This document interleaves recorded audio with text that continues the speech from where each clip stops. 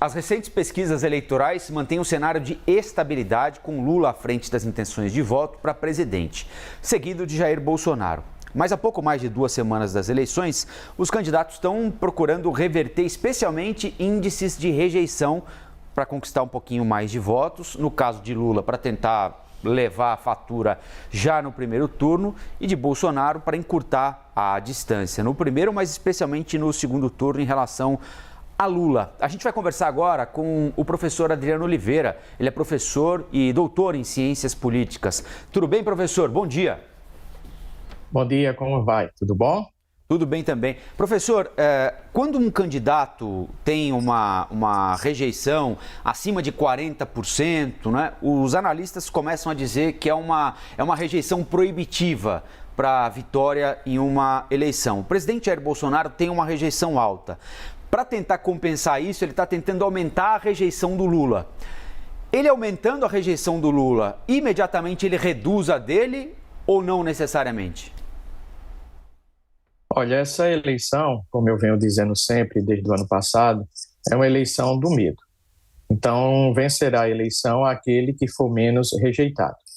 A estratégia do presidente Bolsonaro é uma só: atacar o ex-presidente Lula para, consequentemente, ele aumente a sua rejeição e que a eleição vá para o segundo turno. Por incrível que pareça, a estratégia do presidente Lula também é a mesma. Ele precisa atacar o presidente Bolsonaro para manter a rejeição do presidente Bolsonaro alta e, consequentemente, verificar a possibilidade de vencer a eleição no primeiro turno.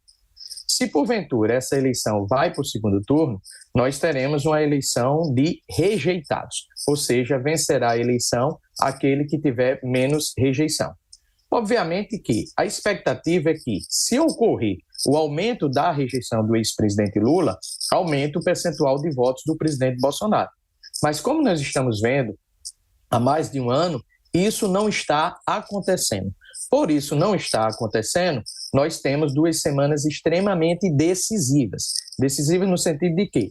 De que o presidente Bolsonaro precisa fortemente atacar Lula para ver a possibilidade de levar a eleição para o segundo turno. E o ex-presidente Lula, temendo o segundo turno, porque será uma eleição de rejeitados, precisa aumentar os seus ataques ao presidente Bolsonaro para que, consequentemente, venha a vencer a disputa no primeiro turno. Professor, meu bom dia também para o senhor. Uma dúvida, acho que até trivial, assim, é quem é que ganha com esse tipo de campanha do menos pior, né? Olha, eu sou menos pior que o meu candidato. Não, ele consegue ser pior do que eu. Porque a impressão que dá é que algumas iniciativas tentaram surgir, mas não foram adiante, né? Para conversar com aquele eleitor do nem. A chamada terceira via patinou, lançou seus candidatos muito em cima da hora, alguns também com um índice de rejeição muito alto. Isso é alguma coisa específica que está acontecendo nessa edição, nessa eleição agora de 2022, ou há algo nos livros, aí na literatura política que explique esse nosso momento? Olha, em primeiro lugar, é importante esclarecer que a terceira via, ou o Centro Democrático, errou de estratégia. Veja só o comportamento do presidenciável Ciro Gomes. Ele fez uma opção: atacar Lula e Bolsonaro. Passou um ano atacando Lula e Bolsonaro e não conseguiu reagir nas pesquisas passado dos 10%, ou seja, estratégia equivocada. A Simone Tebet, no início, fez a mesma coisa, atacou um ou outro. Então, consequentemente, eles não escolheram adversários. Se eles tivessem uma interpretação mais adequada da realidade, eles saberiam que o lulismo é um fenômeno muito forte presente na sociedade brasileira, assim como o bolsonarismo. Mas como o bolsonarismo hoje tem uma maior rejeição do que a do ex-presidente Lula, e a rejeição do ex-presidente Lula declina desde 2017, o adversário da terceira via, no primeiro momento, seria o presidente Bolsonaro. E no segundo turno, se a terceira via assim fosse para o segundo turno, seria o ex-presidente Lula, e neste caso a terceira via seria favorita a vencer a eleição, porque teria uma menor rejeição do que o ex-presidente Lula. Porém, a terceira via errou, e errou ao não escolher adversários. É extremamente normal, nós não podemos condenar essa eleição por ser uma eleição do medo, por ser uma eleição da rejeição. E vou explicar por quê. Porque nós estamos diante de duas grandes lideranças políticas contemporâneas. E, consequentemente, essas duas lideranças, elas atraem tanto emoções positivas como emoções negativas. Em alguns momentos, uma dessas lideranças, que no caso é Lula, teve uma rejeição extremamente alta no período da Operação Lava Jato. Essa rejeição declinou e, à época da Lava Jato, o presidente Bolsonaro surfava numa onda de opinião pública favorável à mudança e, consequentemente, essa onda favoreceu a eleição do presidente Bolsonaro em 2018.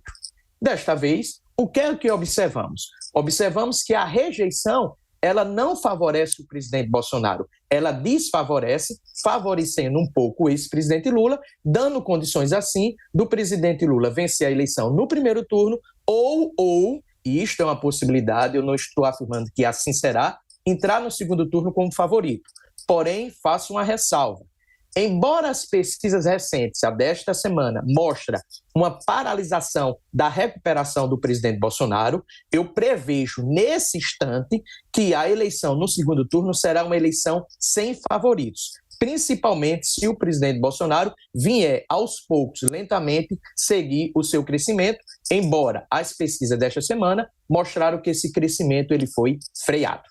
Agora, professor, é interessante isso que o senhor está falando, porque sempre que houve segundo turno, nunca houve virada, né? Sempre quem passou em primeiro venceu o segundo turno.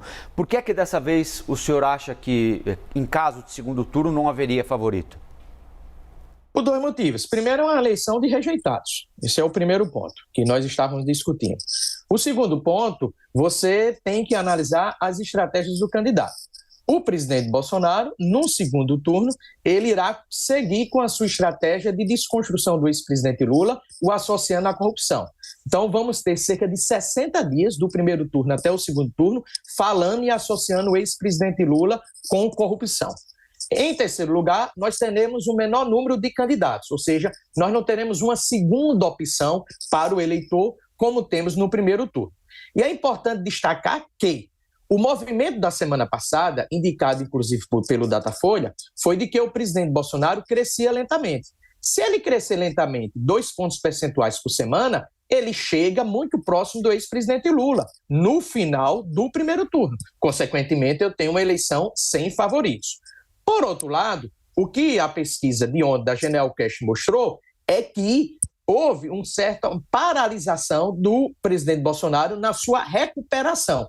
Consequentemente, se isto ficar de fato paralisado, ou seja, ele variar muito pouco até a data de 2 de outubro, certamente o ex-presidente Lula entrará como favorito.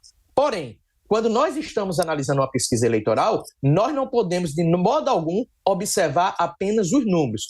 Temos que considerar as estratégias. Então, nós estaremos diante da seguinte conjuntura no segundo turno.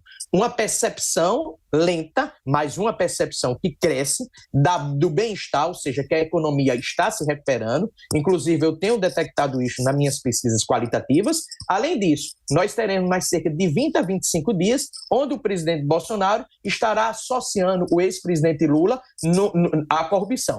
Portanto, nós não podemos dizer de antemão, mesmo as pesquisas indicando esse resultado no segundo turno, que o presidente Lula será favorito na possibilidade de disputar o turno final com o presidente Bolsonaro.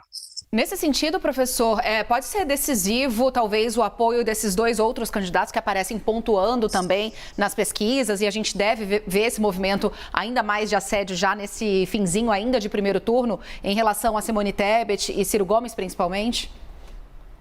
O ex-presidente Lula ele tem 3 vantagens no segundo turno. A primeira vantagem é que o presidente Bolsonaro ele erra. Ele consegue errar durante a campanha eleitoral. Quando ele não erra, seus aliados erram. Então, isso é a primeira vantagem e favorece, portanto, o ex-presidente Lula. Segundo ponto, no segundo turno, o ex-presidente Lula criará certamente um consenso em torno da sua candidatura, tanto em relação ao setor produtivo, como em relação a um grande número de candidatos a governadores, eleitos ou não eleitos, e também, possivelmente, da candidata Simone Tebet. A terceira vantagem é de que o ex-presidente Lula tem também estratégia para trazer à tona. E ele irá repetir as estratégias que estão sendo feitas nesse primeiro turno. Quais sejam?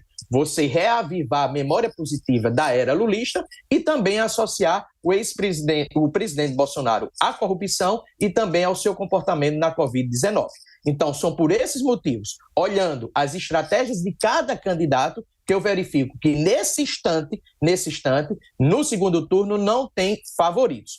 A não ser que o presidente Lula, o ex-presidente Lula, vá para o segundo turno com uma diferença mínima de 0,5 pontos para vencer no primeiro turno e com a larga vantagem do presidente Bolsonaro. Aí sim, nós teríamos uma eleição com favoritos, no caso, o candidato do PT.